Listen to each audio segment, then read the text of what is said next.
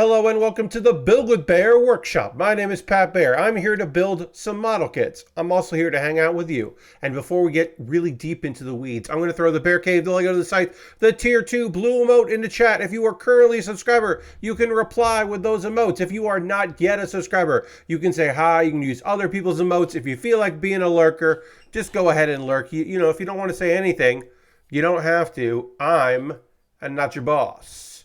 I'm just the boss. That's right. I'm the boss of the stream, but I'm not your boss. That's how it works. Lashbrook is here. Ghost Valve is here. A sad fat man says, no ads for me because I'm still using my ex-wife's Amazon Prime for a free sub. A sad fat man, whatever you got to do, whatever makes it work, you got that Prime, you're a subscriber, that's great. There are folks that, that wouldn't see ads anyway because they are subscribing, which is great. Speaking of which, we're currently at 26 subscribers. The goal is to get all the way up to the magical number of 40. And I shot up at 40. Right now, we're not there yet. Maybe we will. Maybe you want to become a subscriber. You're watching this right now. I should let you know that until October 1st, right now, you can save money on a subscription. That's for new subs, not reoccurring subs. New subscribers, you can save some money. And a reminder in general to everyone, be it for me or anyone else, don't use the Twitch app because you will just get charged more money. So if you want to subscribe to somebody, go through the website. Because even if you're like, Pat, it's okay. Because it's like, I don't always watch on my phone. I'll just do it through the app, whatever. No. It's reoccurring. They'll get you. They get you. You're always paying more. Hey, Pat, says Lord Crasherson, Pat Baer is the new Bruce Springsteen, confirmed. I'm not the new Bruce Springsteen. I'm just another boss. There are many bosses out there. I just happen to be one of them. I'm the boss. I'm not the boss. There's a subtle distinction. I should also just quickly say the September thing. There's more stuff coming. That's for there. Bonus bits in the middle of the month. End of the month, bonus gift subs. He's the old Bruce Springsteen, right? Yeah. Yes. I'm not the new Bruce Springsteen. Bruce Springsteen is just old. All right, let's go. Look, we're finishing up a model kit. We got the Heingra. The Heingra, we are finishing up by building some weapons and an alternate backpack, which is fun. And then we're going to dive into the Zaku III, a kit that I've never, here's the thing. I've never built a Zaku III before. They've made 2 Zaku III kits, as far as my research tells me. One was a non-grade in the 90s. The other is a high grade from the year 2000. And we're building that one. And I think they reissued it over again, but it's the same design as the 2000s. They haven't done a new sculpt of the Zaku III. So I'm excited because we've done a lot of Zakus, bunch of Zaku 2s. Now we're getting to a Zaku 3. Thank you to Chris for buying that off my Amazon wish list. Anyway, here's the overhead camera. There's our friend, the Heingra, and we are going to work on the Heingra's gun, which is the end of the stickers for this kit. Heingra is from, if you're unfamiliar with this kit, you saw it kind of doing some stuff in the prologue. It is part of the Heinry line of grunts, and it's a fun design. I like it. I like its vibes. It's like it's got weird shapes, like most of them do, and I appreciate that. And there's some oddness to it that I enjoy. The directions here suggest that I apply the sticker to this before before I put it together, which seems weird, but okay. That's going to go on here. Yeah, it's going to go in right like there. But it's like, hey, put the sticker on first. So I will do that. And we'll get into working on this kit, and then we'll start a new one because there's not much left to do with this kit here. We are going to begin by doing an update on previous conversations that we've had before. I will talk a little bit about the current strike for voice actors that SAG-AFTRA is doing. And just as a reminder, this is just voice actors who work union and have contracts through SAG-AFTRA with some game developers. Not all game development voice acting is done through a union work. Hey, Vash, welcome. Some is. and not every actor in the Screen Actors Guild is on strike, just voice actors within the SAG-AFTRA that do video game work.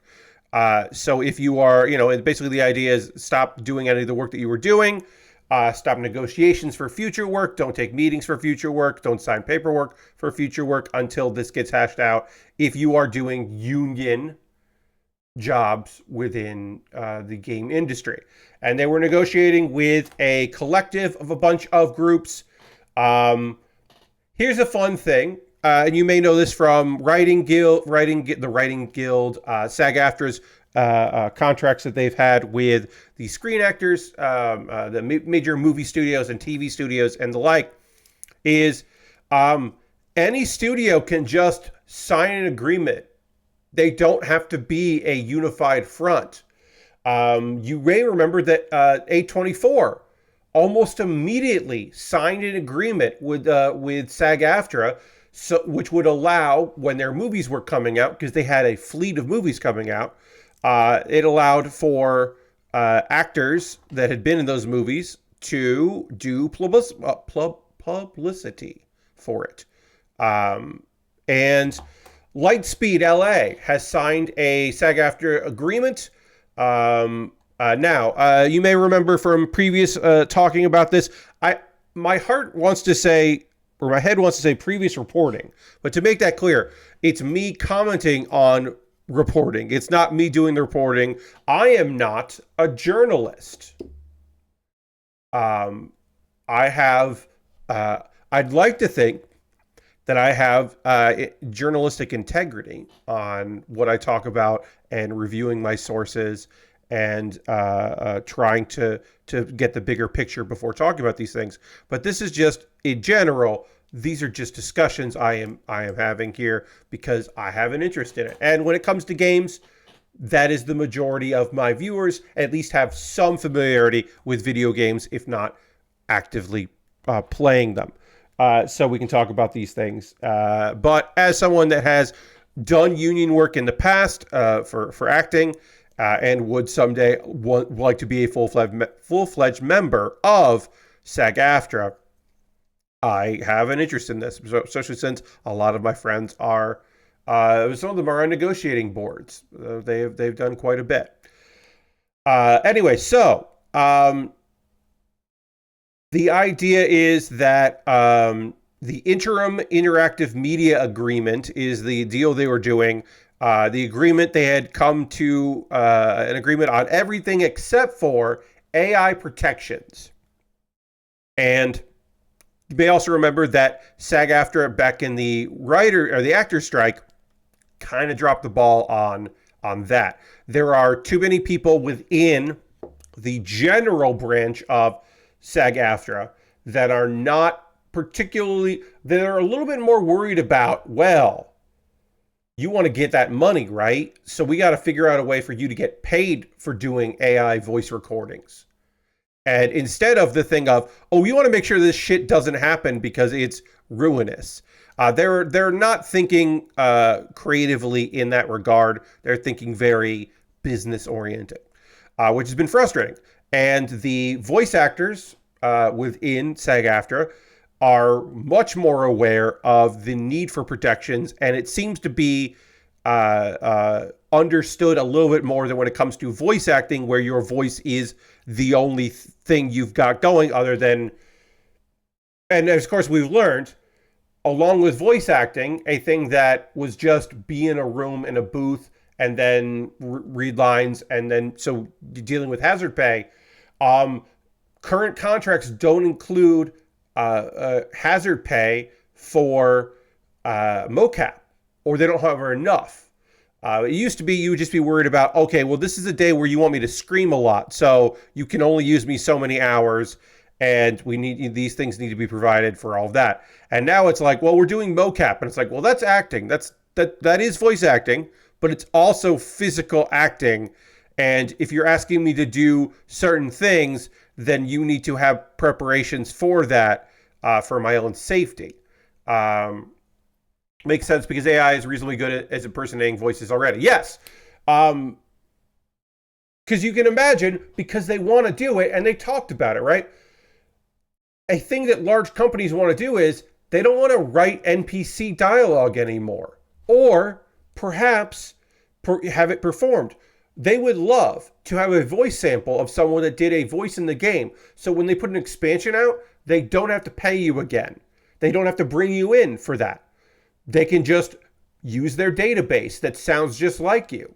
And so there is a need to like have those protections in place.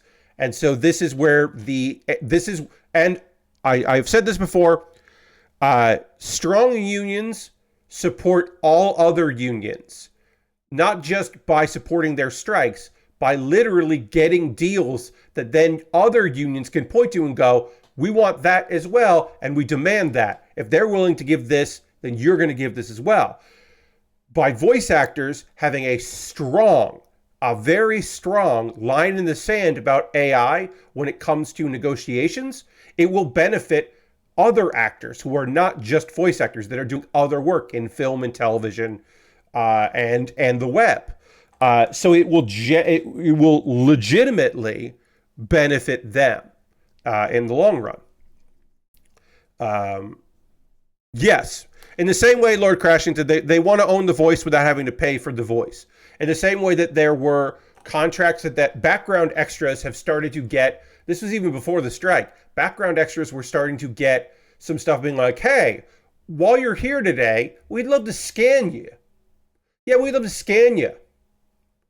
And it's just like, oh, yeah, of course you would. You'd love to digitally put me in the background of other things and not pay me for it other than the lump sum you're about to pay me today. Fuck off. Because without protections like that, there's nothing to say, like, you don't get the answer of, hey, that's you can't do that. You signed documents saying you wouldn't do that. Get the fuck out of here. So yeah, these things are important. This is not future proofing. This is literally what people are dealing with today. Again, interactive media agreement, that basically each studio can do what they want. Breaking from this is good news. If you're thinking, oh, well, they're gonna be so mad about that. They expect this. The unified front when it comes to the studio side, we'll say studio side, we're talking about game developers, game publishers, big companies, all of that. Their side of it is, and some of these like Lightspeed you've never heard of because they do the work for studios. They do the work of, we supply talent. They're a middleman kind of company. A bunch of the ones that we're doing the negotiations here are those middle grounds. They're like, hey, just they're spicy. They're the companies that are like, you don't want to have a director for this. You don't want to have to do the casting. Have us do it. We'll supply these people. We've got people on staff. We've got people that we can reach out to. We'll take care of it. And so they have to negotiate the contracts and do all that. And this is a good sign. The fact that a company that was part of this package agreement is breaking away to do their own deal is awesome. That is good. We like that. We like hearing about that. Okay, so this is gonna go in like this, and that goes in like this. So a sad fat man, there is something nostalgic about, we just got a bunch of people to do this. Like when you watch a FMV game and you can tell who is a developer on the game, who is a local community theater actor, and who is a staff member of the company doing something in an FMV. There is a charm to that, and I respect it and understand it. In the traditional sense of that I need you to know, and who knows if they'll do it again? Who knows if they're still doing it? But there are companies out there that used to, within 10 years, used to bring in employees and be like, hey, we'd like you to voice this role. And that's just part of the job. Gearbox is a company that did this. Gearbox is a company that had employees of the company do voices for characters as a treat because it's a family business and blah, blah, blah, and this will be fun. Won't that be neat? And then sometimes those people voice characters that were incredibly popular and well regarded. And then those employees were like, hey, you know what I don't get for doing that? Residuals. Because I got paid for just my regular rate and a bonus fee, but not, I didn't sign a contract to do this voice work. And, oh, I'm trying to negotiate and you fired me.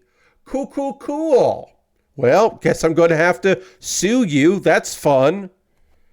That's a thing that fucking happened. A couple times. I think the lawsuit was just once. But yeah.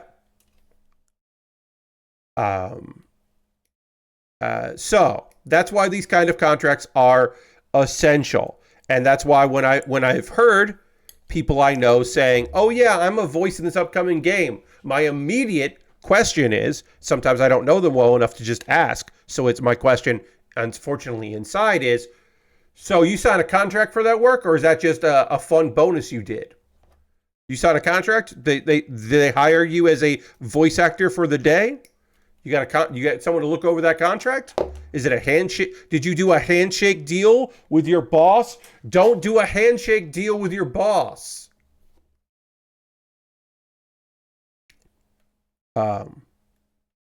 One friend of mine no longer works for Gearbox, and she is a voice in a video game for Gearbox. And a mutual was like, it sucks that if that character comes back, they'll just recast her with someone else. To which my friend was like, that hadn't even occurred to me because I don't work there anymore, that they wouldn't have me back. I was like, oh no, they'd have to pay you what you're worth if they did that. So they definitely won't do that. They probably won't bring that character back anyway, but if they did, they definitely wouldn't pay you. So the general manager at Lightspeed LA, his name happens to be Steve Martin, which, if my name's Steve Martin and I get into the entertainment industry, I go by Steven. That's just me. That's how I would do it. I don't know. Maybe if I was in the entertainment industry and I shared a name with a famous actor who is still alive at the time of me getting into that business, I think I would go by a variation of that name. But anyway, Steve Martin of Lightspeed LA says, Lightspeed LA has always recognized and valued the irreplaceable role of talent, which injects creativity, innovation, and human touch into video games. Supporting our cast is the right thing to do, and there was never any hesitation to consider the performer protections that anchor this agreement, which is a PR statement. So I can tell you just from this statement that Steve Martin, Lightspeed LA, Steve Martin has had media training, and that's a good thing. Those kind of statements I think are good. They say that tells me this company is not just a startup that got a bunch of funding from somebody's uncle. That they, at the very least, they are paying people to do things, and someone gave him a clear statement to make, which he reviewed and maybe asked about making some changes. But at the very least, I can tell you that somebody in that company understands shit, which is great. Just keep using it so people are looking at the project, assume it's Steve Martin. I mean, yeah.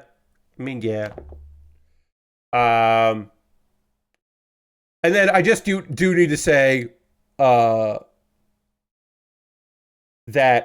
I talked about how Lightspeed LA is. I should say here, I was wrong. I thought Lightspeed LA was one of the groups. Bright Light, I think, is one of them. Was one of the groups that is doing the work to be a middleman. I apologize. That's not Lightspeed LA. Lightspeed LA is a gaming studio owned by Tencent. And they're making Last Sentinel. Um, and they have a motion capture studio in Los Angeles. So my apologies. I had the incorrect information. I thought Lightspeed LA was one of the middleman groups. They are just a game studio owned by Tencent working on Last Sentinel. Um,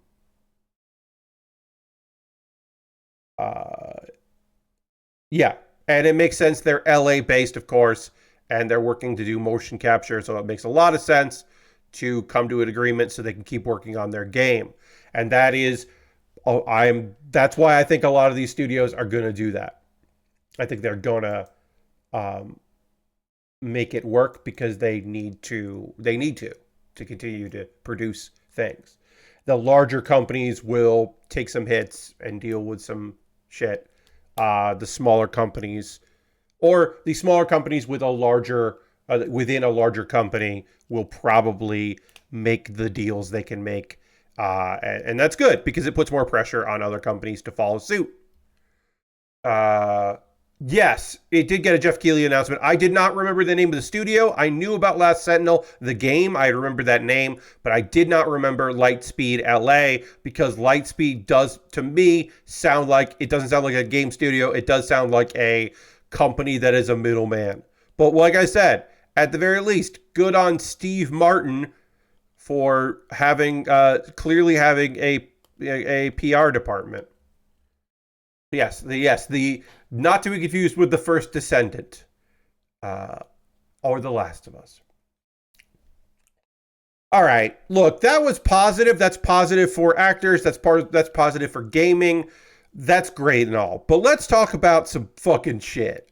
Um, let's talk about something that just is a bummer for a lot of reasons. Because over here, we are consumer focused on, we're focused on consumers because that's what we are. We are consumers of video games and various entertainments. So we do look at that. We look at the human side of creation and employees. We're thinking about them. We're not thinking about the bottom line for mega corporations, of course, and the decisions that get made are often with that in mind. But we're pro worker and we are pro consumer, and we're looking out for hopefully things that benefit us as well. Concord closing after getting shut down after 2 weeks is bad for everyone. It's a bad thing. How it got to this point is bad for people that played the game, who bought the game, who perhaps bought physical copies of the game. It's the worst for people. I would say that Concord shutting down is bad for a lot of people, probably worse for the people that made it. And then right below that is people that bought a physical copy of the game that are most likely not going to get their money back, because why would Best Buy or Amazon want to give you a refund for a game once you've opened it? Especially if you liked it, because there were people that enjoyed it. Obviously, more people were playing it on PlayStation than Steam. We don't have official PlayStation numbers. We have SteamDB, and the numbers for PlayStation are self-reporting because there are some sites that track that information, but you have to agree to be part of it.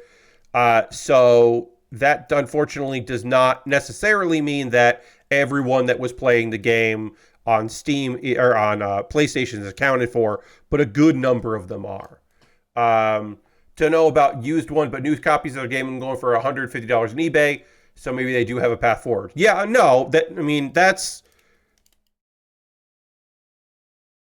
people like Jeff Gersman, who the first thought Jeff had when the game, when the announcement came out, was, I got to buy a physical copy of that, because he wants to point to it on a shelf.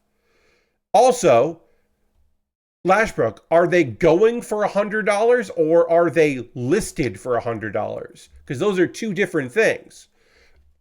And they possibly could be selling. It could be that people are like, here's a physical copy of Concord. And then someone is saying, I will spend $150 to have that.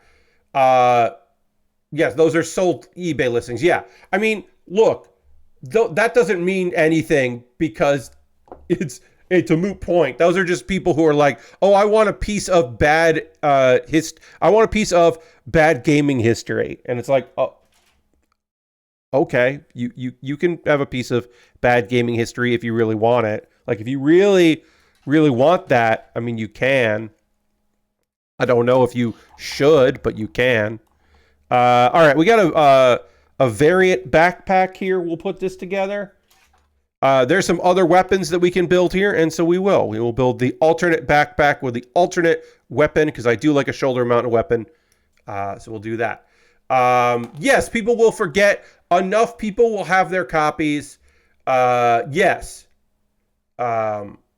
Yeah, it could be people that want to have a physical copy of every PS5 game, even if they don't play them. People who are like, well, you know, because I know there are people who buy limited run games that aren't buying it to play it. They're buying it so that because, well, this is technically a release for PS5, so I better get that. And that's not a life I have any connection to or understanding of, but like, okay. Anyway, if you bought it from PS5, digital, or PC, you're just getting a fucking refund, which is if you are taking the game down. And I'm not going to really dive into like, oh, what's the right thing to do here? I have other ideas of that. I'll get into that in a bit. But if you are saying we're not doing this anymore, then the way to go about it is to say, yeah, everybody gets a refund. Steam, you're just going to get refunded on Steam. And Epic. And then if you bought a physical copy, then they're like, talk to the people you got it from. And what does that tell me? Well, it tells me they don't think a lot of people bought physical copies of that game, or enough for them to be worried about. Like, less people bought that than the internal discussion cutoff that someone said, a number that someone came up with that said, this is how many people would have to buy the game for it to be a class action lawsuit that we care about. And I don't know what the number is for there, but it definitely, oh yeah, okay, so that goes there. This is an alternate gun. And then this piece I need here. But definitely it's low enough that they were like, that is okay. We are all right with some people not getting their money back and being mad at us. Which is a weird thing, but that seems to be where they're at. So to talk about this, also they're saying that the refund from PlayStation Store and PlayStation Direct could take 2 months to appear on your bank statement. So that's great. So they're like, hey, this game you bought, you don't get to play it anymore. Also, you'll get your money back at some point. Real good. Real good. They're doing great work out there. So now that I've said the information there, which I'm sure you were aware of, now I can get a little bit into the what the fuck, right? So, I don't believe the number that they give around about how long this game was in development for, because that would be longer than the studio has existed. But I do think that maybe the idea existed years and years ago, but they didn't start working on it until the studio was formed. But even if that number is exaggerated, it's still like people worked on that game and the game came out. And how do you put out a game? Like, what are the pre-sales for that game that make you that are high enough that make you think, well, pre-sales say this is good. We're good to go.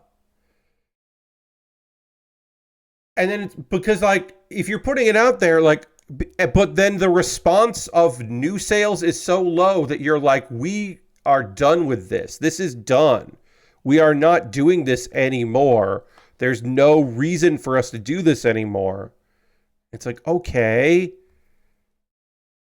And then how do you get to the point where you're like, we're done here? One guy said they were in an attic in 2019 with a small crew. Yeah, I mean that's incredible. Yeah, that's so I guess you could say at some point they were working on it for many years, right? Because that's 5 years, right? Not 8.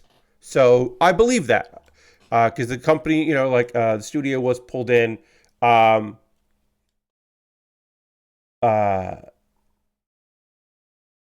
Also, once you get a refund, you don't have the game anymore. They don't want you to have the game anymore, which is probably why some people have a physical copy because they want to have access to it, yada, yada, yada. All right, we got our alt weapons, which we'll put on here. We're going to take 2 photos of this kit with regular and then with the alt. We'll get that going here. So a lot of questions come up. Like, how do you get to this point? How do you only give it 2 weeks? Is it embarrassment? Is it cutting your losses? Is this a thing you were expecting, but then you're refunding everybody? So it did so poorly that you have no confidence that it will have a swing, that word of mouth about the weekly, like the idea of, I am sure, I don't know how many they made, but they were going to have weekly animated cutscene things that were going to like propel the story. Some of that must have been done. I don't know how much of it was done ahead of time, but at least a good amount was done. You need a lead time to get that done. So it's just like, no, it's not even worth running through what we have to see if it can get a second life. The idea of like, what if one of the biggest streamers in the world decides to play our game? That kind of a thing. No, none of that. Like, none of that is worth it. Promoting it. Putting more money into promotion within the last couple months. That wasn't a thing. And then it comes down to, why did you just cancel it then? Right? Like, yes, you sunk a lot of money into it. But if you're not going to give it a month, if you're not even going to give it a month, then you didn't care enough about making that money back. So why did you do that? It just doesn't make sense to me. I don't know. I don't have good answers to these questions, right? Like, I have no stake in it. I got no dog in the race. I just have a lot of questions about it. Like, it's kind of fucking bonkers to me that it would get to this point, that they would get this far and be like, yeah, all right, we're good. We're good for launch. This is going to turn around.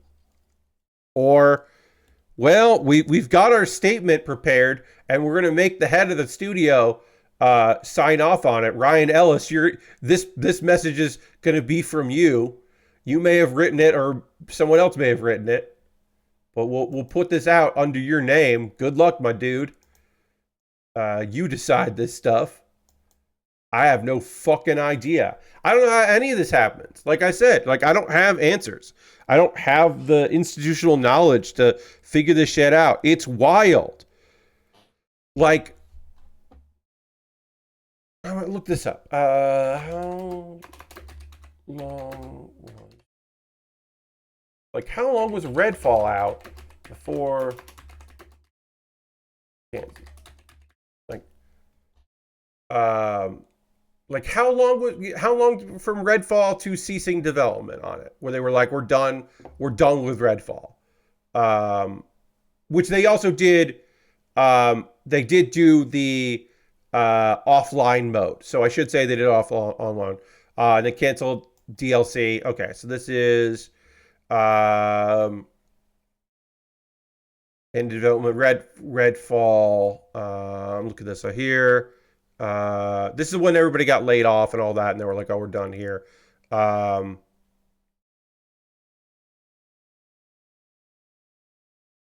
Okay, that was like a year, right? Where they were like, hey, isn't there going to be DLC for this? And they just stopped talking about it? Yeah, okay. They stopped talking about it in November 2023.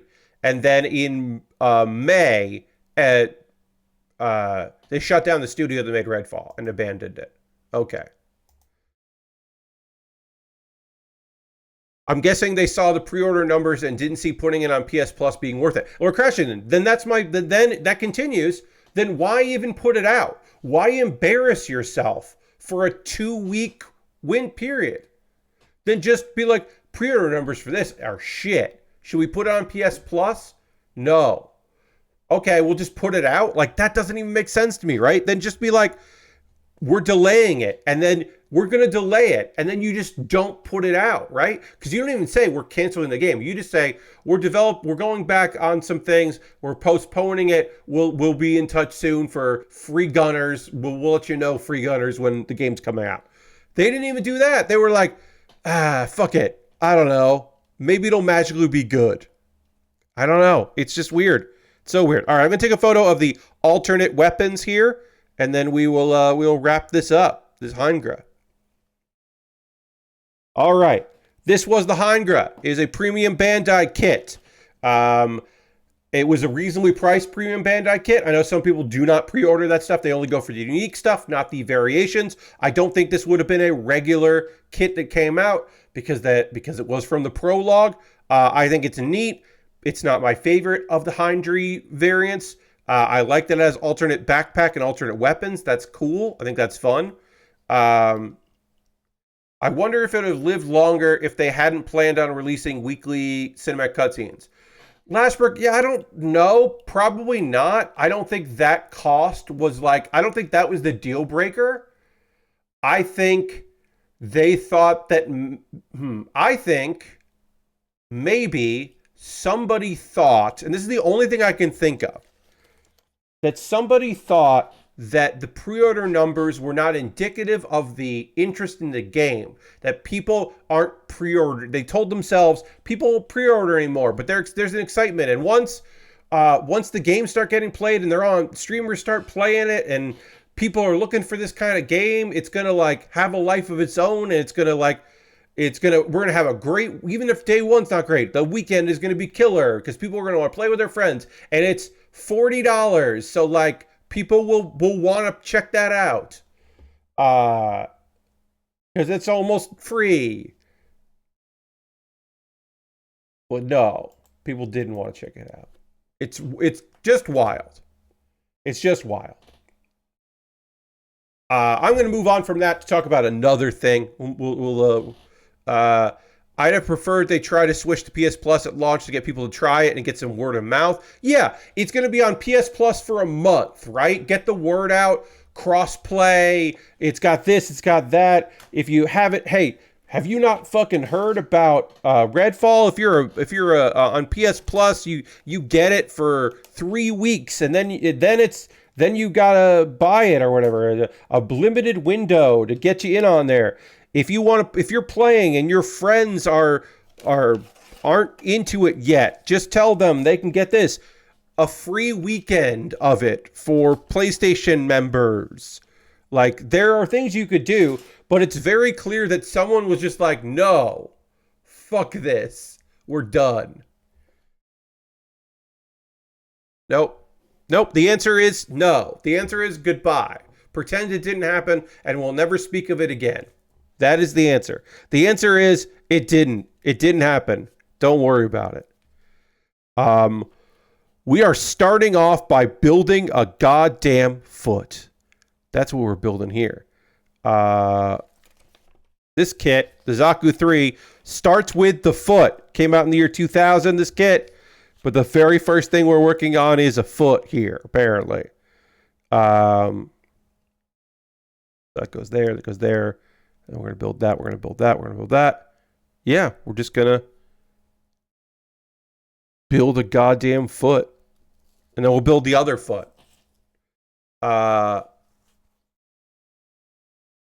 So, if you are wondering, Pat, are you doing a stream on Saturday? The answer is yes. While I do very much enjoy AEW, I enjoy their product. I like the wrestlers there. I generally like the storytelling. And I am fond of some of the booking. I am not going to be watching live the pay-per-view this Saturday. All Out is this Saturday. All of the pay-per-views for the rest of the year for AEW are on Saturdays for the rest of the year, which is not great for me because I'm here. There will be a Saturday at some point. There will be an AEW weekend where I decide I'm going to watch it live because I like watching live with my friends. It's a good time. But I made the call for myself that this week, no. Do I think that the card looks pretty good? Yeah, there are 8 matches so far. We don't know 3 of the competitors in one of the matches. I am sure that there will probably be a 9th match. There will most likely be pre-show matches in 0 out. Hey, public service for those that are going to watch the pay-per-view. The pre-show is only an hour and a half. The 2-hour for All In is not going to carry over to this one. So so don't worry about that. All right, I need D5 and D7. Look at here. This plastic this plastic is 24 years old, and it fucking feels it. It immediately feels and looks old as hell. But that's fine. 90 minutes. How can I properly get ready for a main show with such a short pre-show? I know, right? Anyway, I'll go through the card because I am not going to be watching it live. I'll just briefly go through that, kind of give my predictions. Again, they're Full Gear. Maybe I'll want to watch. Maybe the show that I think Daniel Bryan's going to lose at if he doesn't lose in January. Because the show in Tacoma, he could lose. I don't think he will, but he could lose there. Will Ospreay versus Pac for the AEW International Championship. Pac is a baby face, but also a heel. He's a tweener. He is a baby face in his trios group, but a heel in everything else, which I love for Pac. And that's fun for him. Is Pac going to be a double champion again? I do not think he will be. The first time was a weird thing where they had suspended the Bucks and Kenny Omega, and so it was a thing where they were like, we need this to move. We're going to put it on him, and he was already the international champion. He's already been the international champion. I think it's too early for Will Ospreay to have lost that belt because he just won it. If there is a belt changing hands on Saturday, it is not this one. Will Ospreay retains. The Young Bucks, Matthew Jackson and Nicholas Jackson versus the Blackpool Combat Club, represented by Claudio Castagnoli and Wheeler Yuta for the tag belts. Young Bucks retain. There's no reason. This match is just so that because the Young Bucks are tired of people saying they aren't defending their belts. I don't know who the next challenger will be that is a legitimate one. I don't see Claudio Castagnoli or Wheeler Yuta having 2 belts in this company. It just does not make any sense to me. I mean, anything's possible, but that seems less than likely. All right, so we need A and then some D pieces. So we'll get that.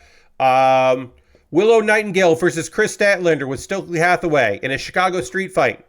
Originally, this match was scheduled to be for the CMLL Women's Championship. And then that changed and it no longer was. The kayfabe reason was that CMLL wasn't going to sanction a street fight. So this is a non-title match. And to that I say, that's because they want Chris Statlander to win. And CMLL did not want Chris Statlander to be their women's champion because CMLL likes longer reigns and likes Willow Nightingale. So Chris Statlander is winning this because of politics. Wrestling politics, but politics. Also, she should win it. She should win a street fight over Willow. Willow should win a wrestling match and not a street fight. Willow also won a tag match at All In. This is Chris getting her win back. I don't think he will either, but Pac won, Claudio and Yuta won, and at some point Friday they made Bryan versus Perry title for title, and they make all BCC double champions. Yeah, no, I mean, that, look, Lashbrook, that is a funny thing to think about, but yeah, no, I don't see it. Okada is defending the AEW Continental Championship in a four-way, where the other three members of the four-way fight are being decided in matches, qualifying matches on Collision, in order to hopefully get people to fucking watch Collision. Because last week they had their lowest viewership during their regular time slot ever. And so this might get people psyched about the pay-per-view to please, in their words, to please watch Collision. Because they would like people to watch Collision. Those matches are Orange Cassidy versus Brian Keith, Lance Archer versus Mark Briscoe, and Konosuke Takeshita versus the Beast Mortos.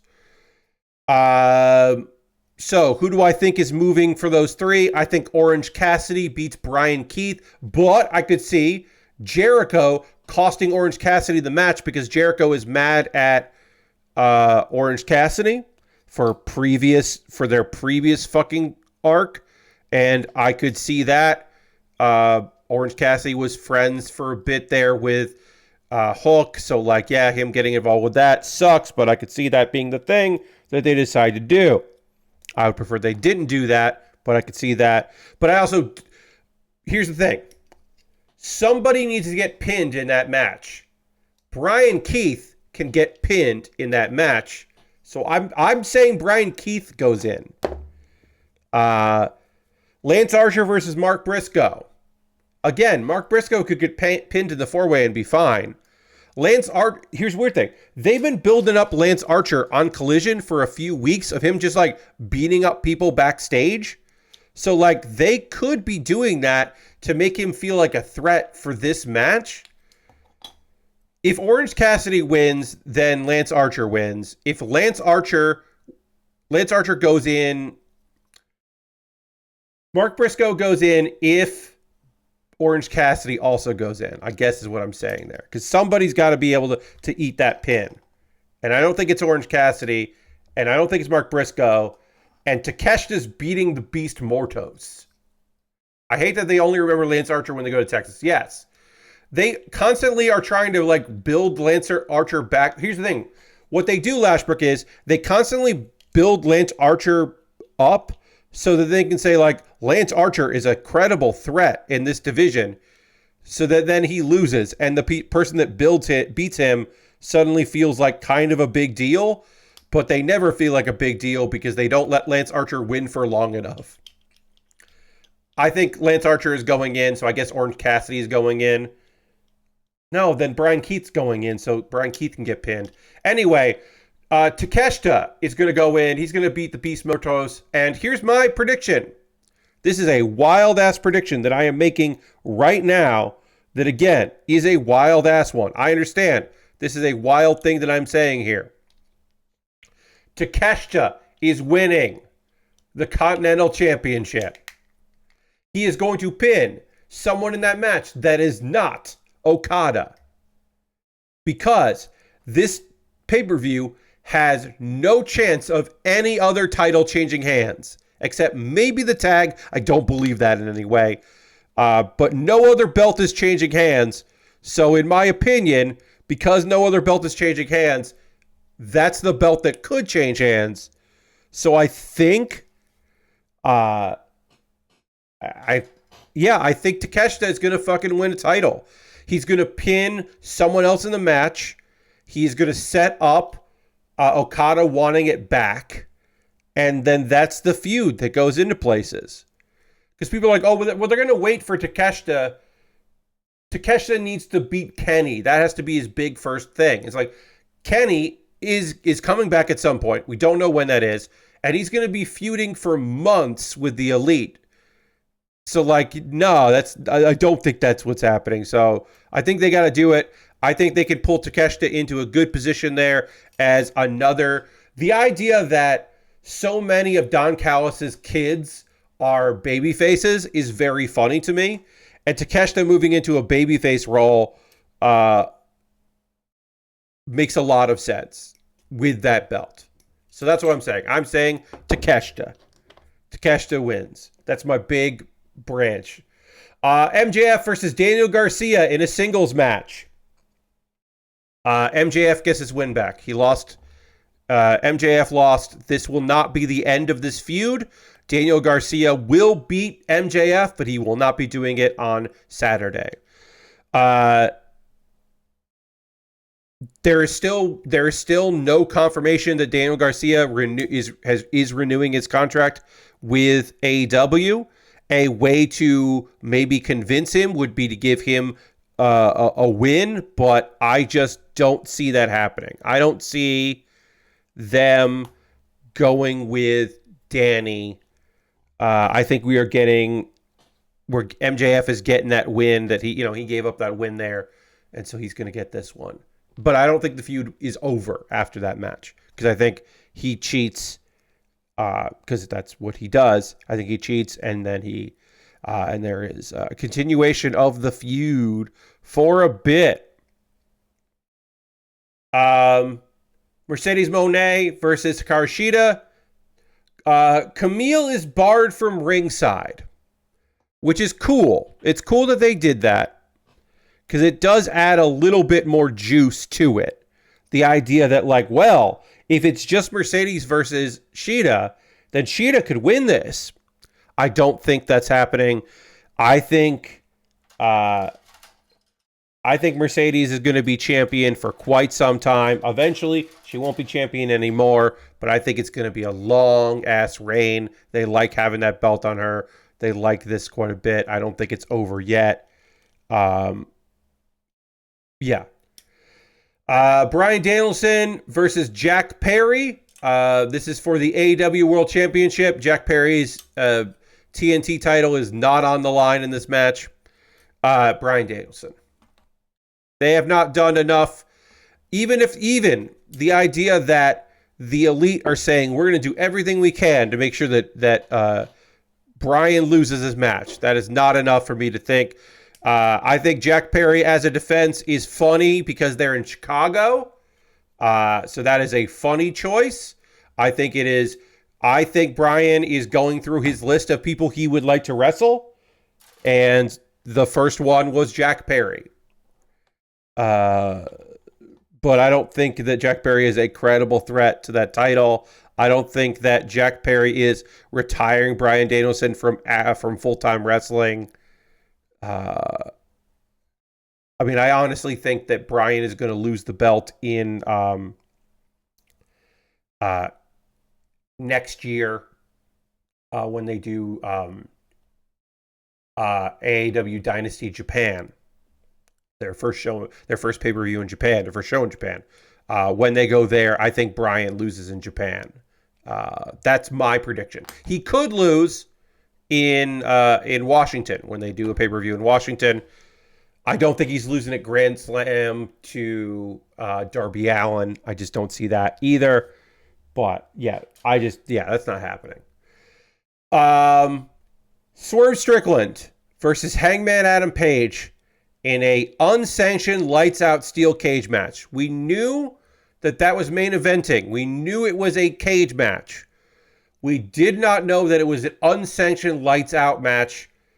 That was announced. It's not even been announced on TV. That was announced after to the live crowd last night by Tony Khan. It should main event anyway. Now it's technically not main eventing. Technically, Bryan Danielson is main eventing because a unsanctioned match means that it is not within the official ranking. So this is actually hilarious because when Adam Page beats Swerve Strickland, the record books will not show that he won. The official AEW records, because it is an unsanctioned match, Swerve will still have more it's very funny. Yes, that last week we will see it. I'm just saying they didn't announce it on TV. They waited. They're waiting, I should say. But it's very funny that all of this. So when Hangman wins, it's not even official. That's very funny to me. But yeah, Hangman's winning this. It's not going to go The idea that Swerve could also beat him in this is hilarious. It's fucking hysterical. The idea that Swerve would beat him is very funny to me. But no, Hangman wins this. And guess what? It doesn't make Hangman feel any better. It doesn't change him. It doesn't bring him back. It doesn't do anything. He's still beating Swerve in this way is not going to fix him. And that's great. Honestly, with the way this feud has gone, I think they should find a way to try to do another exploding barbed wire match. Nope, they never will, Lashbrook. They never will. No one would take the risk of that happening again. That is the final exploding barbed wire death match in AEW history, first and only. They'll never do it again. Maybe in 10 years. In 10 years, they'll do it again. Maybe.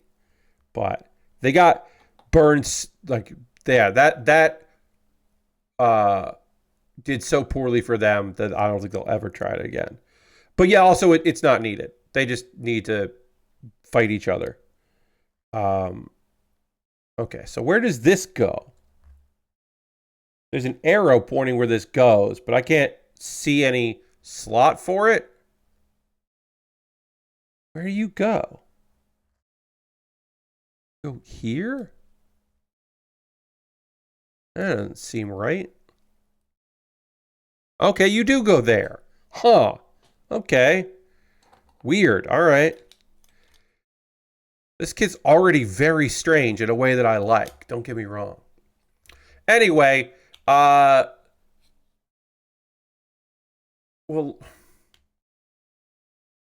Lashbrook, the whole point of doing an exploding barbed wire death match is to have the explosion at the end. Otherwise, just do a barbed wire rope match. Sure, you could do that again, I guess.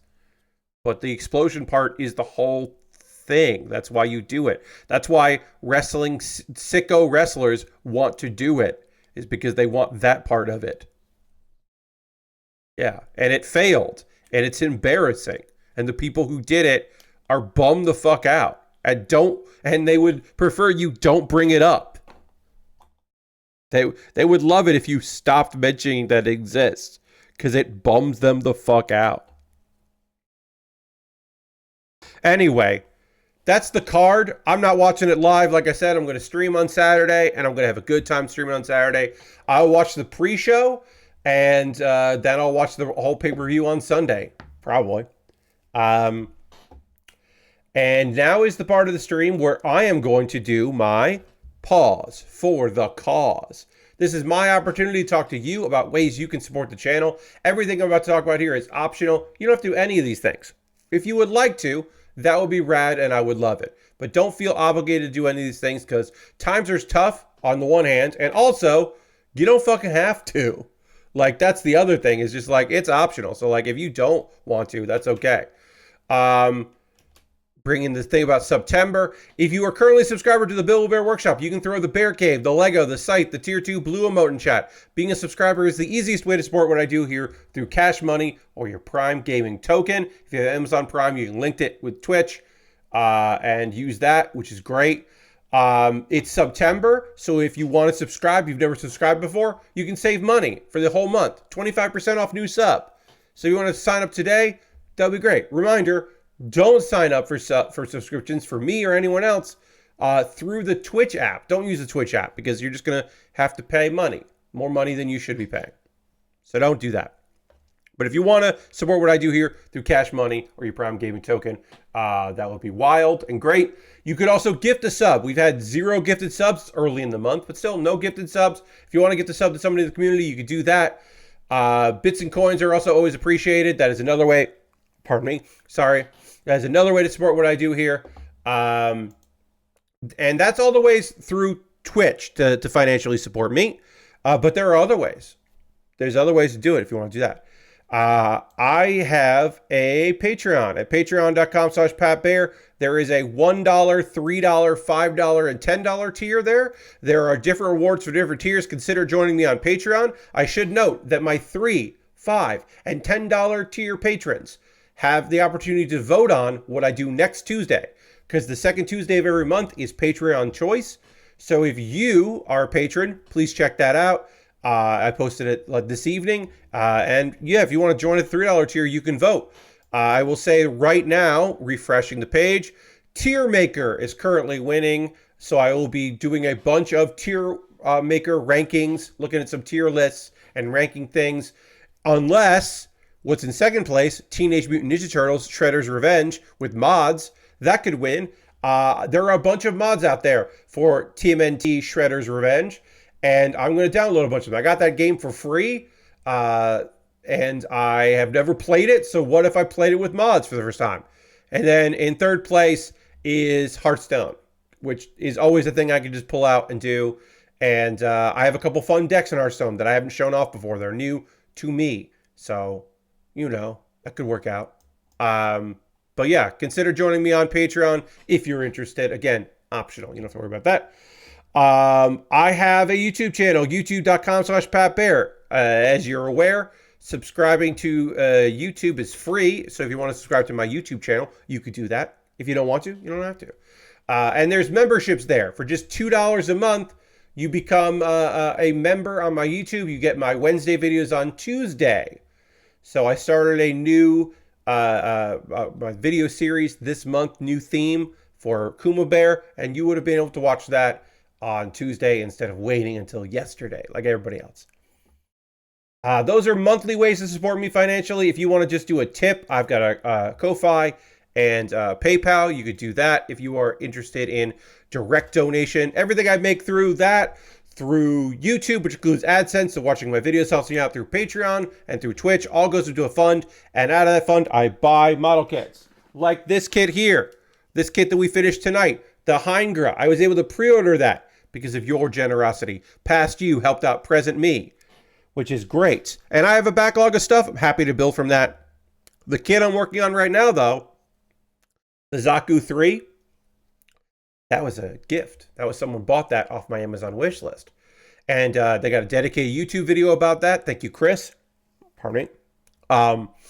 And then I decided, okay, well, I'm going to build that next because it was bought off my wish list. And the least I can do is have that jump the queue and be the next thing that I work on. If you would also like for me to build something that you bought, you can check out my Amazon wish list. It's in the show description on the YouTube archive of this. And also, it's here in chat right now. I have Lego sets and model kits. I have inexpensive kits. I have expensive kits. One thing I'll point out there, they do have on the list here, Char's custom Zigok, which is the only custom Char kit I haven't built yet. So that's fun. That's in there. Lego sets and model kits, inexpensive things, expensive things, things that are on sale, things that never go on sale. Knockoff Lego. I got a few knockoff Lego in there. See if there's something you like to see me build, and I'd be happy to do it. And again, it would jump the queue. So instead of me going and picking something out from my backlog, I would just build the thing that you purchased immediately. So yeah, see if there's something there you'd like to see me put together. And there's some gear at the bottom if you want to help me out with that, because sometimes people want to support, but they don't know what to buy. And you're like, I don't fucking know anything about Lego or what I want to see you build, Pat. I don't know, or model kits, whatever. I'll buy you those headphones so you have a cheap pair of backup headphones like these. Sure, you can do that if you want to. Let's see. What else was I going to say? I was going to say some words. Oh yeah, I have an alternative to Amazon. I got Throne. That is my Amazon alternative because it's nice to have alternatives. That's a different wish list. And then the most convoluted way, the most complicated way to support me financially is to go to USA Gundam Store. At USA Gundam Store, you can buy a gift card there. Then you will get an email with the gift card code. You will then copy that email, or that gift card code, I should say, and send me a whisper here on Twitch, or a DM on Twitter, or Blue Sky, or Mastodon, with that gift card code, and then I will use that gift card code to buy something from USA Gundam Store. Oh, cool. Someone I don't know is messaged me on, and they are definitely a scammer. That's always fun. It's always fun when scammers are hanging out on Twitter. I know, shocking, right? There's a scammer on Twitter, Pat. I've never heard of that before.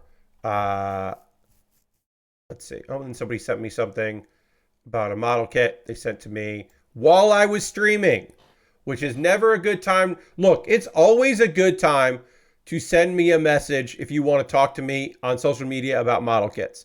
There's always a good time for that. There's never a bad time for that. Uh, if you want a quick response from me, sending it to me while I'm streaming is probably not the best time.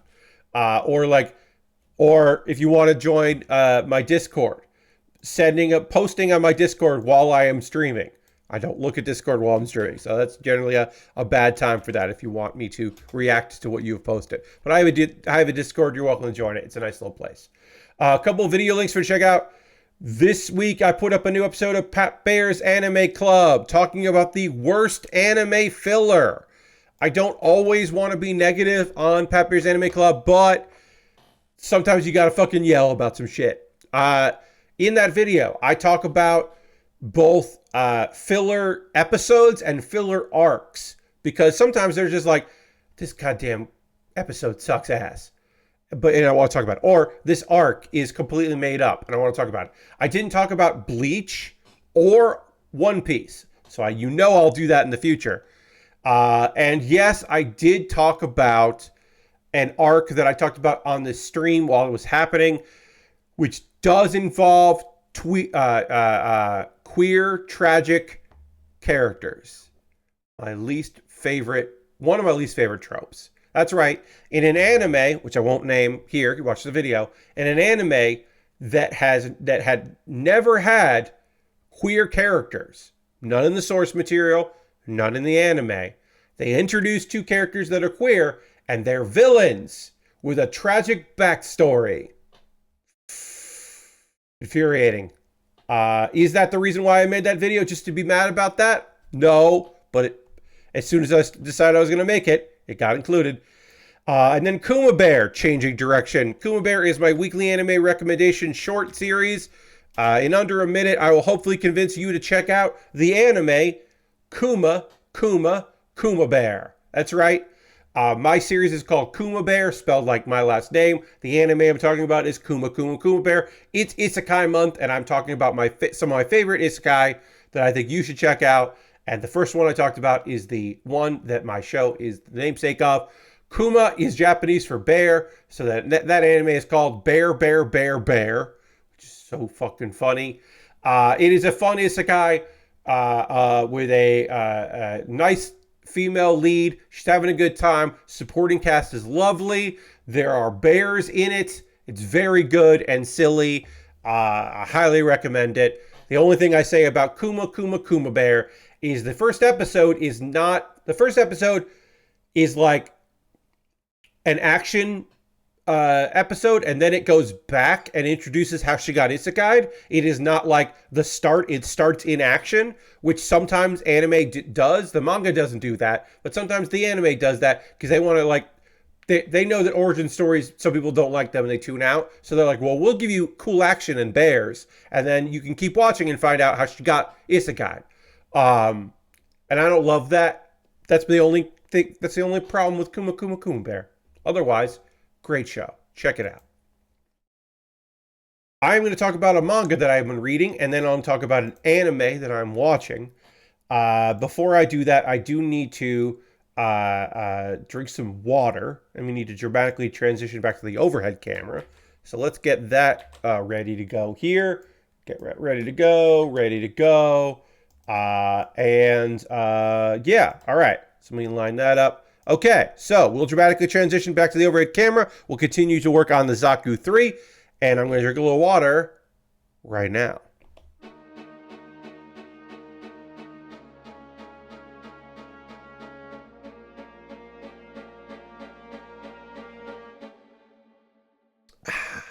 All right. I'm going to have a little, I'm going to have a second sip. All right.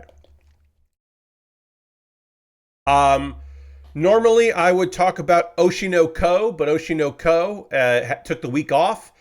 I don't know if it was just a planned week off, or if they were having trouble with the episode, finishing it, or if it was because there was some kind of holiday in Japan, so they didn't air the episode this week. I don't know the details. I just know that this week there was not an episode of Oshinoko. Which is fine. I think sometimes you gotta fucking take a week off. I'm not one of those people that's like, well, if it's 12 episodes, it's 12 weeks in a row, damn it. Like, nah, I'm fine with that. The only time it's a bummer, like it was in this case, it was a bummer because there was a big cliffhanger at the end of the last episode. And I would have liked to have had the anime just get into that shit. All right. So which is this is the let's okay. So this goes in like that. I think this is right. Yeah. Okay. That rocks like that. Great.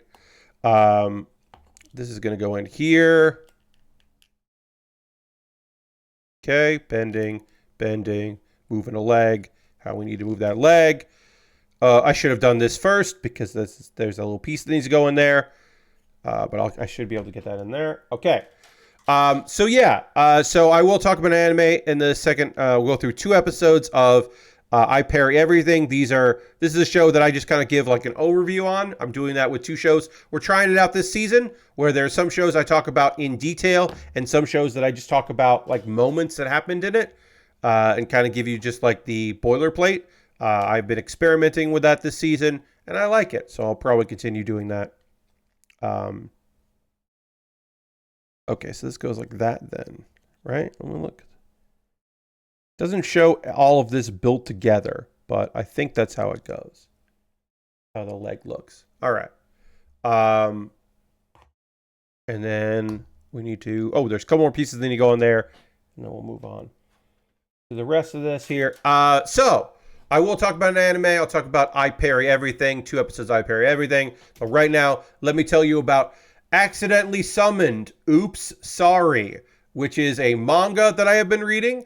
And it is about a guy that accidentally dies in high school.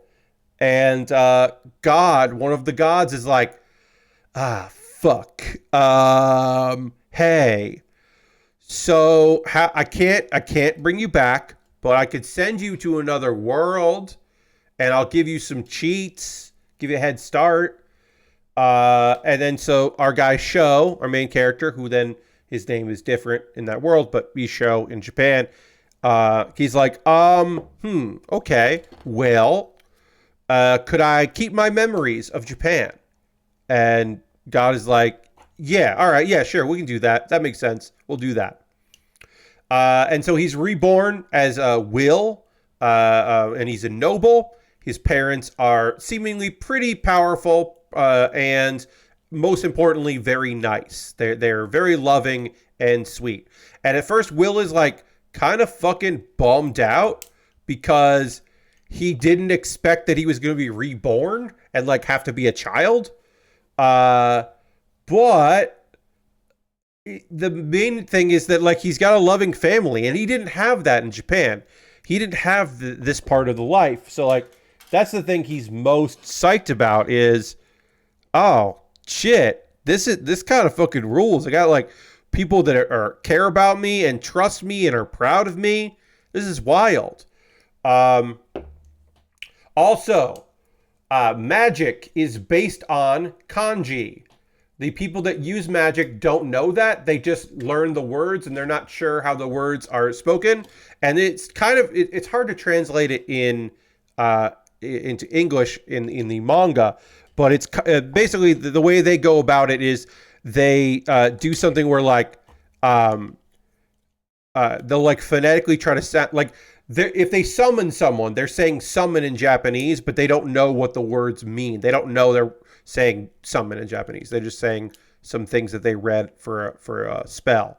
And there are a couple other things about it that are anachronistic for the story that are like heavily inspired by Japan. Some of the food, some of the like this kingdom that Will finds himself reincarnated into has a lot of goddamn, like, Japanese stuff in it, which makes him wonder, maybe, ooh, and I'll get to this in a second, maybe the founder of the kingdom, a really powerful hero type, maybe he was Japanese, which is interesting. They haven't delved too much into that. They have a little bit, and I don't want to spoil it, but yeah, they have delved into a bit. Just Another Spicy, subscribe to Tier 1. That's 6 months. Thank you so much, Just Another Spicy. Let's throw the Bear Cave Lego site Tier 2 blue emote if you're a Tier 2 subscriber in the chat. And thank Just Another Spicy for the continued support. Appreciate that very much, Just Another Spicy. Thank you for subscribing. Means a lot. So yeah, let's see. Will is really smart. He learns magic way younger than he should because, of course, he understands the world around him. His parents think that he's a genius. It's very fucking cool. He makes friends at school, which is fun.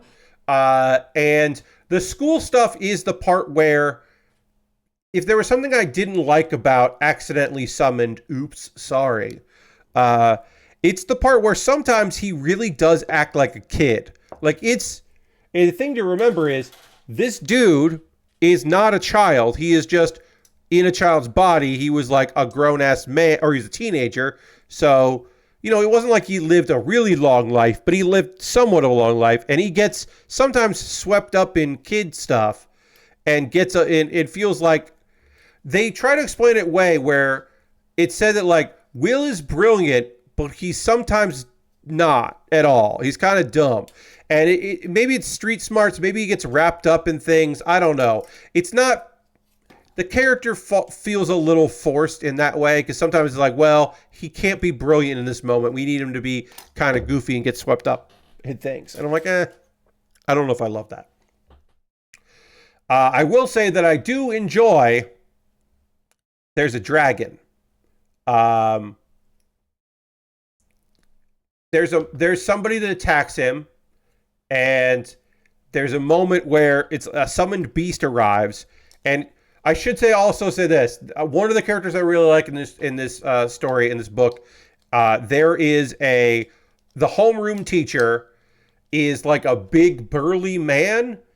He's like a giant burly guy, and you would expect him to be like the gym teacher or like, you know, like the swords teacher, but he's the homeroom teacher, and he always wears a suit. And he is, like, very supportive. And I really enjoy that. He's just like a big guy, but he's just like, oh, you can do that? Oh, that's so cool. That's neat. Good for you. So he's convinced that Will's like, oh, Will is fighting a summoned beast. And he's like, I know you can figure this out, Will. You could summon a beast. No problem.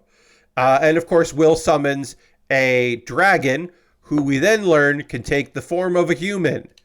And the last person that this dragon formed a contract with, gave him the name that also Will gave, because it's just the color of his his skin is dragon in Japanese, but he doesn't know that, so he thinks it's a wild and fun coincidence. So generally, with a model kit like this, I would use gray on the lightest color and black on the darkest color. And I think I'll do that as well. I'm going to just see how I like black on this gray. I'm just going to do the inside here. Yeah, that might be too much. Let's put a little gray on this. Is this too gray for the gray marker? Like I said, sometimes it's white, sometimes it's off-white. This is maybe more gray off-white, so I don't... yeah, I think that's fine. All right, so I'm going to use gray on this, and then I'll use black on the darker portions. All right, that feels okay. This plastic doesn't feel like it's going to fall apart, but it very much feels like plastic from the year 2000. Like, this and this feel like incredibly different materials, because they are. But it's noticeable. It's really noticeable. Also, this thing is going to be fucking pretty big. Which is cool. Zaku III, large and in charge. I think that's all I want to say about Accidentally Summoned. Oops, sorry. It's fun. It's a fun little thing. Again, I kind of wish the character wasn't so silly at times because it always feels plot necessary for that to happen. There are some mysteries being unfolded, which I really appreciate. I do like that just about every adult Will meets they're just like, wow, you're really strong. Well, your dad is really strong, so that makes sense. There's like one guy, the nurse at the school, doesn't like him, but that's because he doesn't like the guy's dad, because the guy's dad was his rival. But he at least appreciates him. And also, we don't see him too much, so it's like that's fine then. For the most part, it's just pretty chill. One little thing I really loved about it. It's very minor. In order to introduce friends for him to have at school, he makes friends with his roommate, and then they make friends with the character that should be his rival. Or the guy that should get his comeuppance, the noble that thinks he's better than everybody. He's just thoroughly impressed by Will, and even if he's kind of pompous, he like gets it pretty quickly, and that's very fun. That's a fun bit of business. And then also there is an elf who can't control. There are spirits and fairies around, and she can hear them, but she can't like communicate with them yet. But Will can, so Will tells them to leave her alone and knock it off, and that's very fun. And that's just a fun little bit of business of her just being like, yeah, they're just bothering me. I don't know, I can't deal with it. And then him just be like, hey, get out of here. Just leave her alone. It's just good. It's some good stuff. Again, not my favorite manga that I'm reading right now. I'm not. There's a couple more chapters until I'm caught up with it. I got a subscription to Alpha Manga, and I'm just reading a bunch of stuff, and that's one of the series. So a few of the books that I'll be talking about in the next while are all from Alpha Manga, because now there's just like a backlog of a bunch of stuff that I haven't read. So I'm doing that. But right now I'm going to talk to you about an anime, I Parry Everything. We'll be chatting about I Parry Everything. Episodes 9 and 10. I believe this show is just 12 episodes. Let me see if where. Let me check this thing out here. I'm going to click on something here. It's on High Dive. I believe it is just 12 episodes. It could be 13. I think that would be weird if it was, but it could be 13 episodes. But I think it's just 12 episodes. Anyway, episode 9. Okay. So, our main character, Nor, he wanted to be an adventurer and he couldn't do it. So he went off to train for a really long time to learn skills by doing the thing to learn the thing. And he only learned one skill, parrying. And he's like, I'm a failure. And I've taken all these classes and all I can do is like a little bit of magic, which is very strong, but it's because it's low tier. He thinks it's weak. If you are not cool with the idea that this guy has no self-confidence, and when things happen and people tell him thank you, he does not believe them, when he does cool shit, then this is not the anime for you, or even the manga adaptation for you, because you have to be okay with the fact that Nor just does not believe anybody that he's so fucking cool, because again, he only learned how to parry, but he can parry every physical attack. And the two-handed weapon that he wields one-handed is like a mythical weapon. The king was like, you can use this, because the king immediately is like, this dude rules. And he'll be a big benefit for the country. So I'll give him this sword that I'm amazed he can even pick up, and he's wielding one-handed. That sword disrupts magic, so it helps him out a bit. Anyway, in the previous episode, somebody summoned a goddamn dragon to attack the city, or the country, and the capital city of the country. That's what I should say.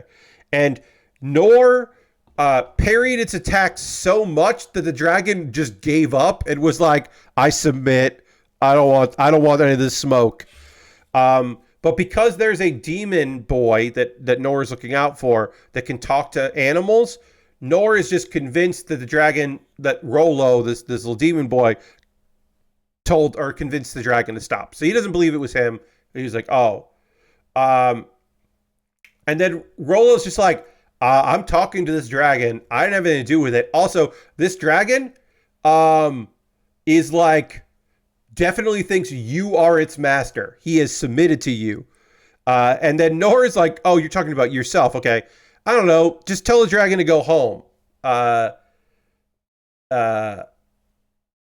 so the dragon's just like, all right, I'll leave. And I think it would have been fucking cool as hell if that dragon got to stick around, but it didn't because we need to get into more battles because that dragon gets shot by a mana cannon. And apparently, this is King Dyrdas from a neighboring kingdom. He is behind these attacks. He hired the demons to rampage. There's an assassination attempt that with a minotaur that our guy that Nor has already defeated before. The Goblin Emperor that showed up. All of this is from King Dyrdas because he was like going to pick off the bones once the dragon wreaked havoc. But now the dragon's been taken care of. It's like, well, I guess we'll just step up. They want to get rid of Ines and her holy shield and Lynn, the princess. What the king does not anticipate is that Nor, using this magical or this magic cutting sword, deflects the mana blast into the sky. And they Nor's allies shoot Nor towards the soldiers.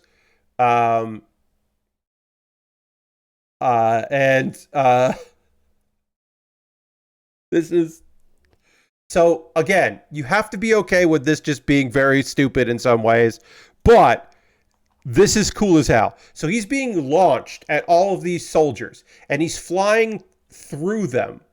And because he's flying through them using his parry skill, he sends up without, again, I must state, he is not in control of this and would not believe you if you told him that he did this. He parries all of their swords into the air, and then all the swords come down on the soldiers, and they all get injured by their own swords. And then the king notices this guy show up out of nowhere, and he's like, oh, fuck. That's the Black Blade. Now, apparently, the Black Blade, this weapon that our guy is wielding, was from the dungeon. And the whole reason that King Dyrdas is attacking this kingdom is for the dungeon. The richnesses of the dungeon. He wants what's in there. And he's just like terrified that all of a sudden he's come face to face with somebody that is wielding this mythical weapon one-handed. And apparently the king of the country in his youth used to wield that sword, and he did it two-handed. And so King Dyrdas is just like runs away, and what would happen there? Oh, we just got a subscription. Thank you so much for that. Let's throw the Bear Cave Lego site tier 2 bloom out in there. Flonius Moz, thank you very much for that. Appreciate that. Thank you for using your Prime. That's very kind of you. We're currently at 28 subscribers. The goal is to get to 40. I shut up at 40. Thank you so much for that subscription. Appreciate you. So the end of episode 9 is this king seeing a man defeat his army without breaking a sweat, holding this mythical weapon. And of course, we don't see it, but we are told that this happens. That the king completely and utterly pisses himself out of fear. And that's great. And then he runs away. He gets on a very strong horse. He casts like buffing enhancements, and he runs the fuck out of there. So apparently, as we're watching this attack in episode 10, I'm watching this, the events of him running away. Apparently, Nor was just focusing on disarming the soldiers. He just thought that the king was an old man. He did not realize that was that man was the king. He just thought, oh, there's an old man on the battlefield. Did not know. Did not even did not take the king of this country seriously, which is fun. And apparently the murderous intent that Nor had was him trying to be reassuring. Again, you just have to roll with the fact that this shit is stupid in some ways and silly in others. Which, again, I'm pretty much on board for because it's a good time. Nor almost faints because he's been pushing himself. Like, he parried a fucking dragon in episode 8. He just defeated a bunch of soldiers. He's been, in order to defeat them, he's been like propelled forward by wind magic. And he's just like kind of fucking tired at this point. Let's see. Gilbert shows up. And so we talked about how the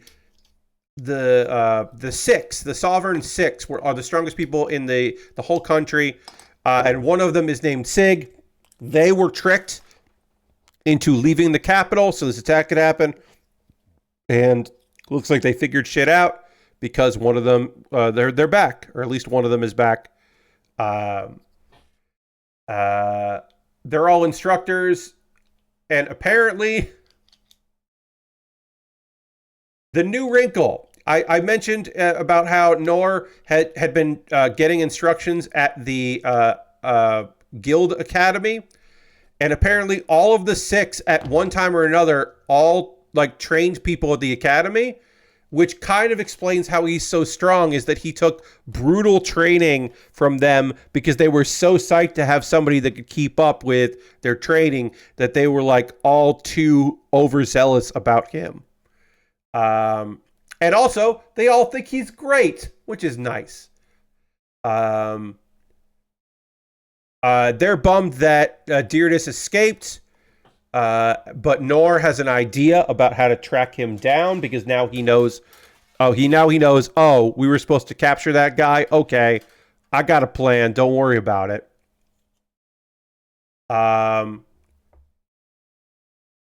The dragon is still alive. They got shot with a cannon. Is still okay. And the one of the Sovereign 6 can heal the dragon. So they heal the dragon up, and the dragon takes all of them on the hunt to go get that king. And apparently, again, Nor thinks that it's the demon boy that is the dragon is listening to, and not him, because he doesn't quite understand that he is somehow now he is the master of this dragon. Let's see.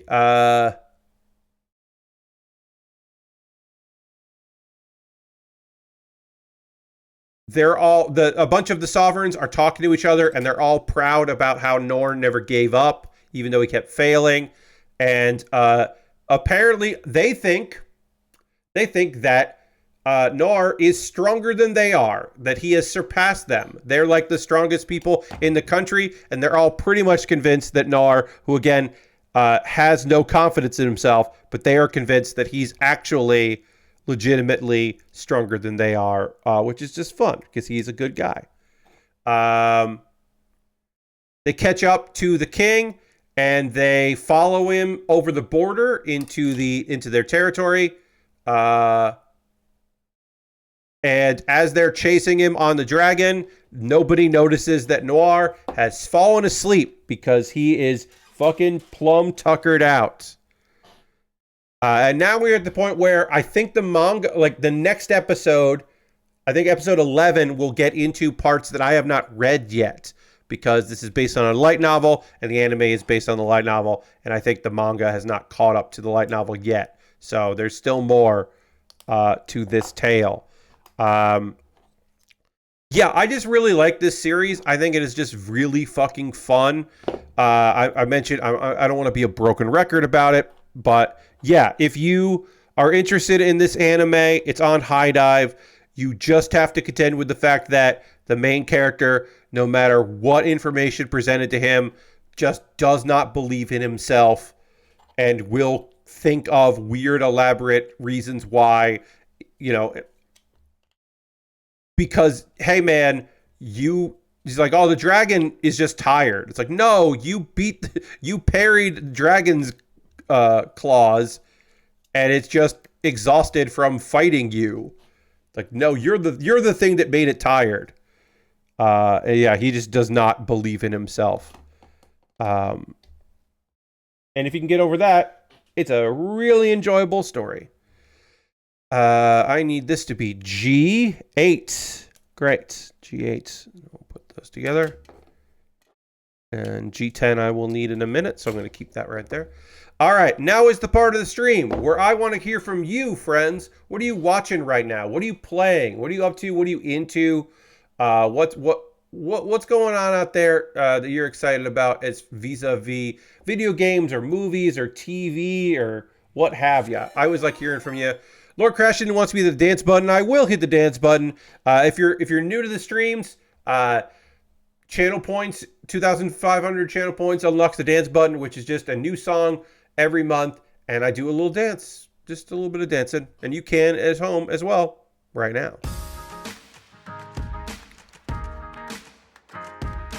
And it's always music that, of course, will not get me in trouble. I will not get any kind of DMCA takedown on Twitch or YouTube for the archive, because this is just stuff that's available from Elgato.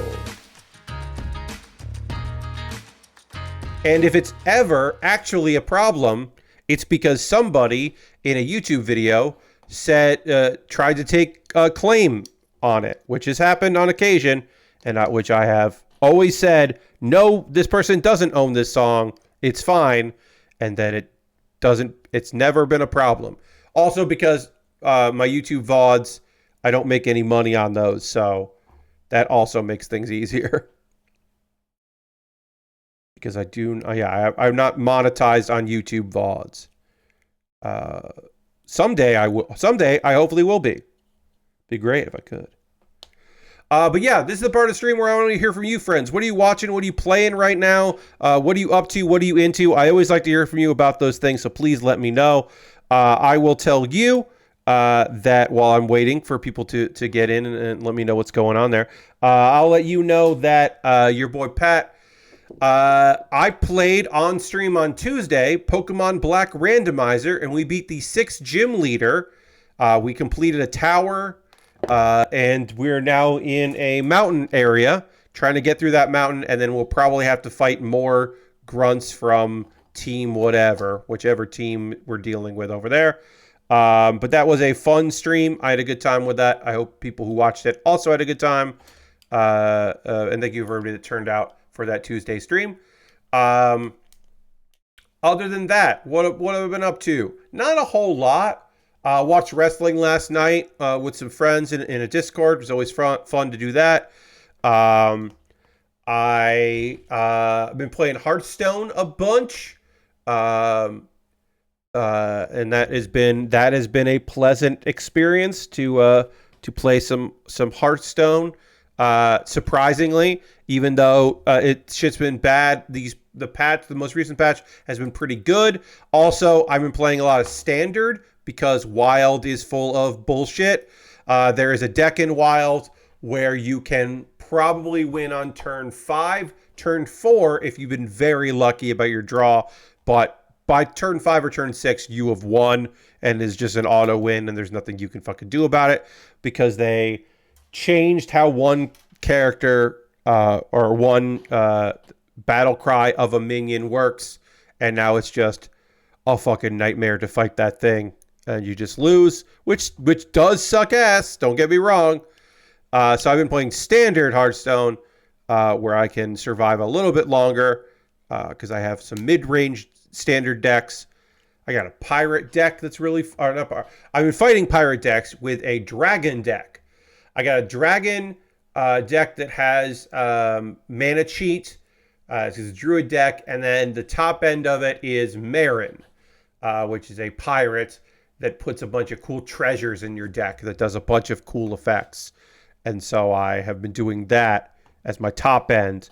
And that's a fun deck. I'm having some success with that deck, more than I was expecting to in standard, and then in wild. I still have some. I have a big warrior deck in wild that if I can make it to mid range of the game, if I can make it to turn like 6, which not always happens unfortunately in Hearthstone, but if I can make it to turn 6 or even maybe turn 7, then I probably survive for a very long time. And even when I win, it takes forever to beat me, because then I have just a whole lot of big, beefy minions for my opponent to have to get through. And they run out of removal, hopefully, and I can get a bunch of damage in. That doesn't always work, because it's not a good deck, but it is a fun deck. And they also buffed a card in that deck, which has been great for me, because it made the deck better. A deck that is, again, not that great, but they did make it better, a little bit better, and that makes me happy. All right, I need A16. We are almost done with the legs here. It's so weird to work on a kit where we're doing the feet and the legs first. That is such a strange thing. Starting in the bottom, working our way to the top instead of starting with the chest or the head and then working our way down. We're finishing it. I wasn't expecting the beginning of this kit to be leg day, but that's where we're at. We started with leg day on this particular model kit, the Zaku 3. That's been fun. I'm going to now look at what y'all been writing in the chat. Lord Crasher says, gonna enjoy some Astrobot tomorrow as Concord disappeared into the ether. Or disappears into the ether, yeah. I've read some reviews of Astrobot. That seems like a fun little thing and thing. I hope you have a good time with it. It seems like a competent platformer with some good nonsense in it, and that's kind of all you need. I don't think I did this right, or maybe I did this right and I didn't do the other one right. Huh? I want to say one of these is wrong.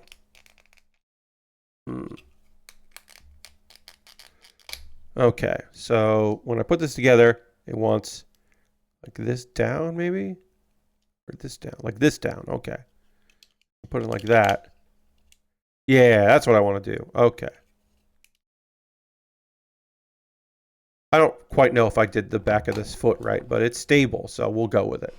All right, let's panel line this, and then we'll panel line the rest of this thing and be done with the legs here. Lastbrick says, I'm like 2/3 of the way Circle of the Moon now. I forgot how annoying getting some of those cards can be and how powerful they are. Yeah, that is the thing I remember about that. Those are pretty powerful cards, so good luck to you, Lashbrook.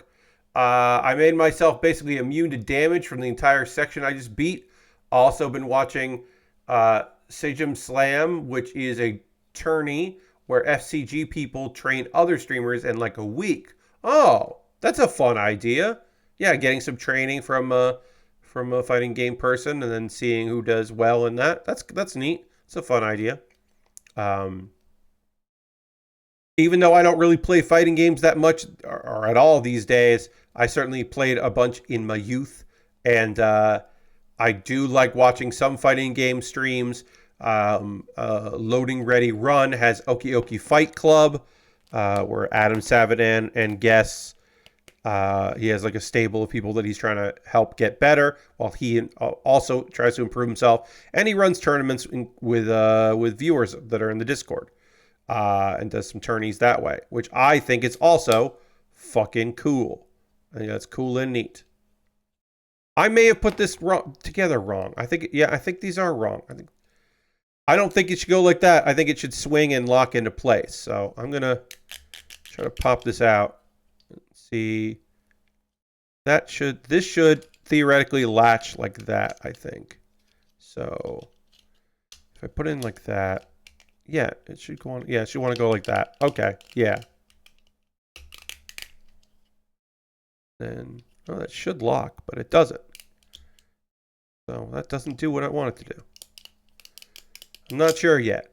Let's see. Anything else going on with me? We'll give some people time to talk if they want to let me know what they're up to, which I always want to hear. Yeah, this makes me think this is how it should go, but then it doesn't go like that. I don't know.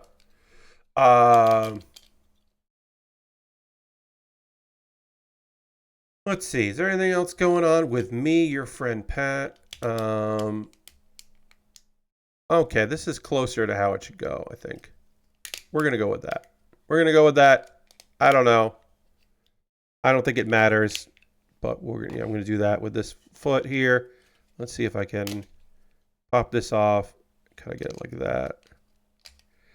I'm John. Hi, I'm John. Played through the Castlevania collection last year and thinks maybe you're talking about the Pluto card.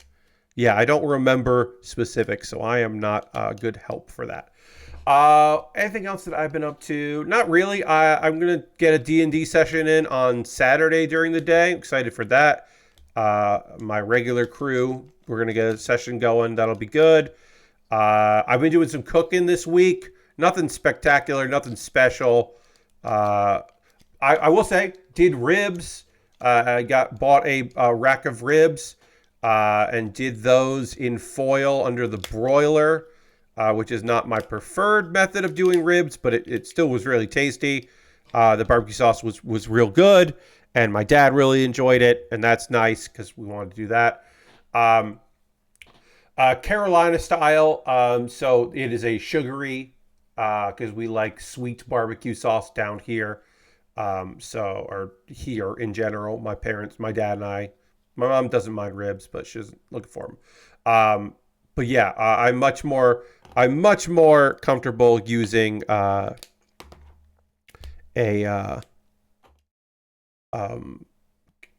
of a sugary, like a brown sugar based molasses in their sauce, and it was good.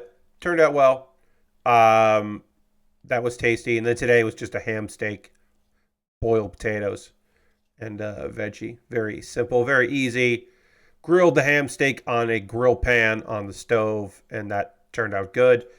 It was still pretty tasty. And there's leftovers of both the boiled potatoes and the ham. And so I'm going to make hash tomorrow for lunch. And I'm looking forward to that. Fry up those potatoes, slice and fry up those potatoes, and then throw in diced ham and onion and a little red pepper and egg, 2 eggs, and then cheese on top. Turn off the heat, throw the cheese on top, let that melt. A little bit of Italian seasoning, probably with the potatoes. Maybe some paprika with the potatoes, but probably not. I don't think I'll need that. It's gonna be very salty. I don't think it's gonna need that. But I can also have the onion, which would be good for flavoring.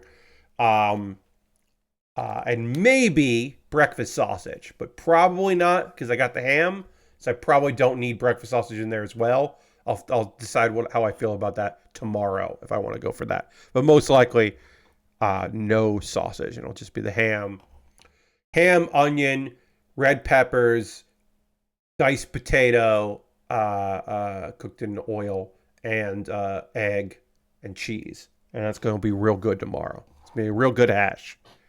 I am excited about that. I would normally do it with leftover corned beef, but we don't have that. We have leftover ham. So that's what it's going to be. And that's what it's going to be for the stream. We finished legs. I would never have guessed in a million years that the beginning that this kit would have us build feet and legs, and then the next step is the head. Like literally, feet, head. So we're jumping right into building the head, which will also include 2 stickers, a sticker that goes on a sticker, which is always weird, but that's how they did that in 2000. But thank you all so much for watching the stream. We are going to wrap up there. I hope you had a good time here. Feet, head, shoulders, and toes. Shoulders and toes, indeed. Yeah, I hope you had a blast. I had a good time. If you are new to the channel, hit the follow button so you know when I go live next, which will be Saturday at 9 p.m. Eastern. That's right. I am not going to be watching a live, all AEW's All Out. I won't be watching that live. I'll be watching that after the fact. But I will, of course, be here working on this model kit. So I hope you can hang out for that. We are going to raid. That is how we end every stream around here. We're going to go find somebody doing cool shit and go give them a follow. Let's see. We're going to go raid. We haven't raided him in a bit. Matt Wiggins is playing Sekiro. Shadows die twice. So we're going to go hang out with Matt. I hope you come along for this raid. Matt's good people. And then it'll be a good time because Sekiro is a pretty fucking cool game. So feel free to come along on this raid. If you don't want to come, you don't have to, of course. But it'll be a good time. And you'll enjoy Matt's community and his gameplay and all of that. I'll be back on Saturday at 9 p.m. Eastern to continue working on the Zaku 3, my first Zaku 3. Excited for that. And hanging out and talking about some stuff. There'll be things for us to chat about, I'm sure. I hope you have a great rest of your night, and I will see you soon. Goodbye, everybody. Goodbye, goodbye, goodbye, goodbye, goodbye, goodbye, goodbye, goodbye, goodbye, goodbye.